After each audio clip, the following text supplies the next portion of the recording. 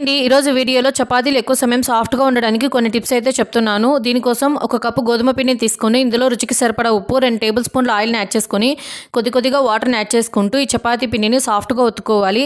చివరిలో మనము 2 టేబుల్ స్పూన్ల ఆయిల్ని కూడా యాడ్ చేసుకొని ఇంకొక నిమిషం పాటు బాగా ఒత్తుకున్న తర్వాత అరగంట వరకు ఈ పిండిని మనము నానబెట్టుకోవాలి. ఇలా నానబెట్టుకున్న పిండిని ఇలా చిన్న ఉండలుగా మనము చేసుకొని తర్వాత పొడిపిండి చల్లుకుంటూ ఇలా నేను వీడియోలో చూపిస్తున్నట్టుగా ఈ చపాతీని మనము ప్రిపేర్ చేసుకోవాలి. ఇలా ఆయిల్ని మనము చపాతీ మీద స్ప్రెడ్ చేసుకోవడం వల్ల ఎక్కువ సమయం ఈ చపాతీలు సాఫ్ట్గా ఉంటాయి. అలాగే చపాతీలు చాలామంది కొద్దిగా మందంగా చేసుకుంటారు. అలా కాకుండా కొంచెం పలచగా చేసుకొని బాగా హీట్గా ఉండాలండి పెనం. అటువంటి పెనం మీద చపాతీ వేసి మనం ఫ్లిప్ చేసుకొని ఇలా ఆయిల్ని రెండు వైపులా స్ప్రెడ్ చేసుకొని అంచులు మొత్తాన్ని ఇలా బాగా కాల్చుకుంటే మనకి ఎంత టైం గడిచినా కానీ చపాతీలు మాత్రం చాలా సాఫ్ట్గా ఉంటాయి. నేను చెప్పిన టిప్స్ అన్నీ ఒకసారి మీరు కూడా ట్రై చేసి ఎలా కుదిరిందో కామెంట్ చేయండి. ఇటువంటి వీడియోస్ కోసం నా ఛానల్ సబ్స్క్రైబ్